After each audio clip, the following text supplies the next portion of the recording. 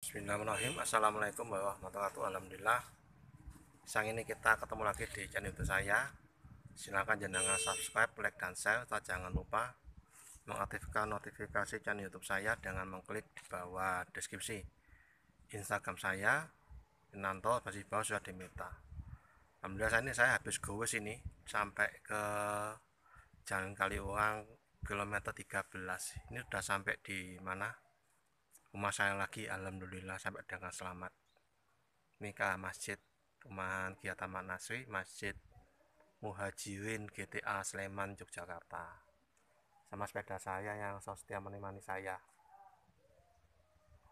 Ini sepeda saya ini apa tuh? Veloz Veloz 2.0 ini. Ini alhamdulillah ringan ini. Rangkanya ini dari aluminium. Kalau besi kan berat situ. Terus ini di sekitar perumahan kompleks saya ini. Nah, pagi kemarin itu waktu saya jalan-jalan ke Rita Mall di Tegal, kemudian ke SMA City Hall, itu ketika memasuki mall new normal ya, itu ternyata masih sepi. Jadi memang terjadi peningkatan, bukan peningkatan ya, penurunan daya beli masyarakat di situ. Bahkan saya membaca berita di maskapai penerbangan itu banyak melakukan PHK di situ. Nah, kemudian apa ya kebijakan yang harus diambil oleh pemerintah Republik Indonesia ya, di bawah kepemimpinan Presiden Joko Widodo dan Wakil Presiden Kiai Haji Ma'ruf Amin situ. Maka kalau kita melihat di sini agar bisa perekonomian Indonesia bisa survive ya di tengah pandemi COVID-19, kan kita tidak tahu ya sejak sampai kapan, dan juga sampai sekarang juga belum ditemukan vaksinnya. Maka kemarin kan pemerintah Republik Indonesia, pemerintahan Joko Widodo, sudah menetapkan adanya keputusan Presiden nomor 12 tahun 2020 tentang penetapan bencana nasional, yaitu bencana non alam terkait penyebaran COVID-19 di situ. Nah, kemudian karena ini sudah ditetapkan oleh Presiden Joko Widodo, oleh pemerintah, maka seharusnya ditetapkan sebagai adanya force majeure atau KHL mengacu kepada pasal 1245 KUHP Perdata, yang artinya bahwa debitur atau masyarakat atau si peminjam tidak bisa memenuhi prestasinya sehingga hanya diwajibkan membayar pokok hutangnya saja tanpa bunga, tanpa denda. Nah, ternyata ini harus dikuatkan lagi oleh keputusan Presiden Joko Widodo mendorong agar otoritas jasa keuangan memutuskan dalam kebijakannya agar bank, baik bank BUMN dan bank swasta maupun bank syariah, agar menerima angsuran pokok tanpa bunga, tanpa denda sampai lunas sesuai dengan bagi debit di SIK OJK. Kalaupun tidak bisa full, pokoknya mengangsur sesuai kemampuan, asal bisa disepakati dengan debitur dan kreditur di situ.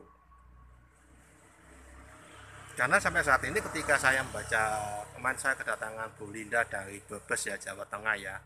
Beliau jauh-jauh datang ke kantor saya di Yogyakarta, ternyata beliau ini hutangnya tuh nggak salah 250 per 300 itu akan dieksekusi lelang oleh Bank BRI cabang Tegal.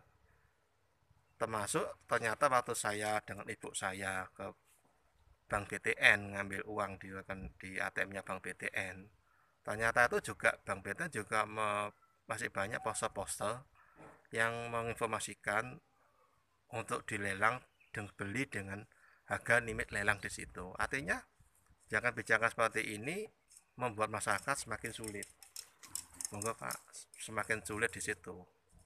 Padahal harapannya ekonomi masyarakat ini di tengah pandemi COVID-19 ini bisa survive gitu, tidak hancur, tidak binasa, tapi bisa survive. Nah, ini yang harus didorong oleh pemerintah Indonesia melalui otoritas jasa keuangan agar memerintahkan kepada bank BUMN dan bank swasta maupun COVID dan syariah agar menerima angsuran pokok tanpa bunga, tanpa denda sesuai dengan kemampuan debitur saat ini sampai lunas sesuai dengan bagi deposit OJK. Karena kalau kita berbicara kenyataan praktek di lapangan dengan yang saat ini sudah berjalan relaksasi kredit, masih menyulitkan masyarakat atau debitur. Karena masih dikenakan bunga berjalan yang pada akhirnya itu diletakkan atau ditaruh pada saat akan yang dibebankan pada saat akan pelunasan di situ. Atau mungkin yang sudah sering terjadi yaitu restrukturisasi kredit, ya ini ternyata angsurannya lebih kecil tetapi hutangnya semakin besar dan semakin panjang jangka waktu masa kreditnya, bahkan lebih-lebih tunggakan bunga dan tunggakan denda dijadikan hutang baru. Ya ini kan sama saja debiturnya bunuh diri, tidak bisa survive di situ. Nah, semoga aspirasi saya bagi mantan kaya muda, mantan bangke ini bisa didengar oleh Presiden Joko Widodo dan pada teman-teman yang mungkin para yang selama ini subscribe di channel saya, semoga ini bisa didengungkan lagi dan disuarakan lagi oleh masyarakat. Saya dari saya, vlog singkat saya ini semoga bermanfaat. Semoga jangan semoga aman tidak sampai dari virus COVID-19, bebas dari cadukan dan limbah, dan tenaga medis yang sedang melayani pasien yang sakit COVID-19 semoga diberi kekuatan, dilindungi Allah Azza wa Jalla di situ.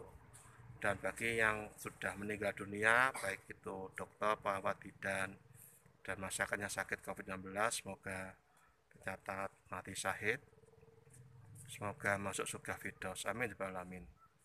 Semoga pandemi COVID-19 juga cepat berlalu.